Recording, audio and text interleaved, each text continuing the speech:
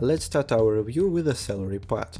Jose Aldo took the most from the last tournament, $471,000.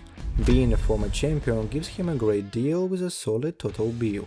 Clay Guida, also league veteran, was able to earn $235,000. The fees of the rest of the fighters can be found in the description for this video.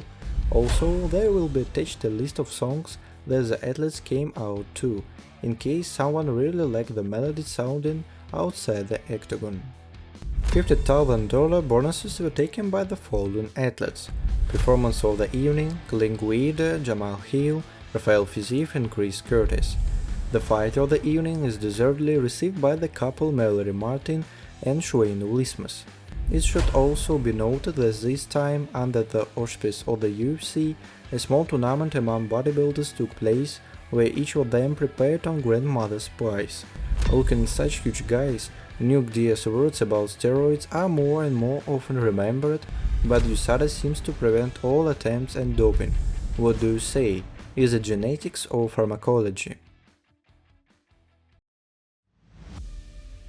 Let's continue our release with Michael Chandler. As Little Tongue assures us, he is no longer ready to carry out such fights as was with Justin Gaethje. According to him, he was often told that he could have won that battle if he had acted more tactically. It's difficult to disagree with this, since about 90% of the entire fight was exchanges of blows, while 5% was devoted to tactics. But, as Michael himself says, it was a pleasant pastime. And at the end of the fight, the referee himself didn't know whom the judges would give their decision. It's these spectacular fights that attract the former Bellator champion the most, because they allow you to leave a real legacy and remain forever in memory of the people.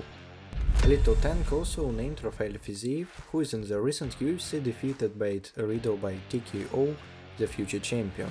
He urged people to enjoy the fact that they live in the same era with the future legend, and they have the ability to monitor his pace in real time. Brett himself reacted to his loss with respect to Fiziev, who defeated him. Riddle himself considered the time spent in the octagon was in sincere pleasure for him.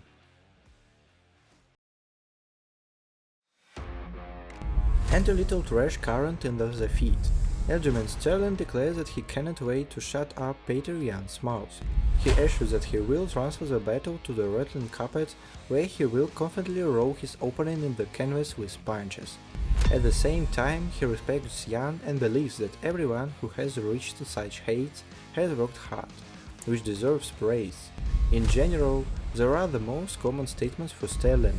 Let me remind you that his reign as a champion lasts longer than a similar title holding from Peter, and it's so rare that Gaethje fights with opening, so we hope that it will still be possible to organize a rematch where both fighters will show the absolute maximum of their capabilities. Former pound-for-pound leader John Jones has clarified the situation with his robbery. Dana White is believed to have been heavily underpaying for Bones throughout his career in the promotion, which consisted of absolute dominance over the light heavyweight division. This is especially noticeable against the background of recent boxing, where Deontay Wilder, who had an identical position to John in his category, received a fixed payment of $20 million.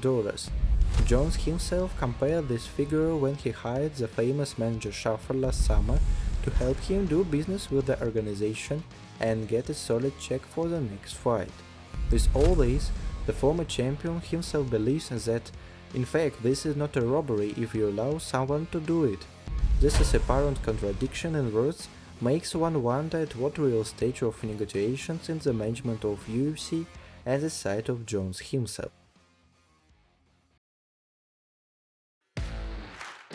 Let's finish with the news about Kevin Lee's dismissal. Having lost 4 of the last 5 fights, the American was thrown out of the UFC with a ban. As Kevin himself says, he received the most ordinary letter in which it was indicated that he was expelled. Not even a name from someone from the matchmaking promotion. This is a clear example of disrespect for Lee. Also, his fighting career has earned him the name of a man as one of the most gifted in sports. Let's analyze his achievements in detail. He defeated 4 Throne fighters in a French series. 13-0 Gregor Gillespie, 18-1 Mikhail Prazeres, who will win 8 fights in a row in the UFC after Lee, 14-1 Magomed Mustafayev, 10th consecutive win in the UFC Francisco Trinaldo. The record is 9-4 in the UFC by the age of 24, which only proves its uniqueness. 10 wins in the UFC by the age of 25. Only John Jones, 12, and Max Holloway, 15, had more by this age.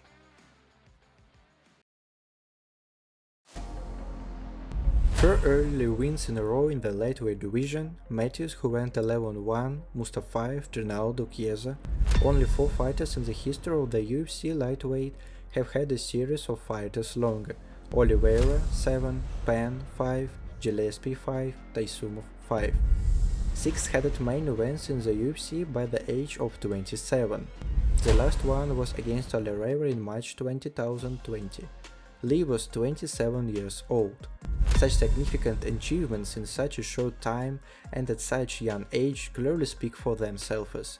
Trust yourself, but not as a soulless PR machine, because your risk exchanges a diamond for glass.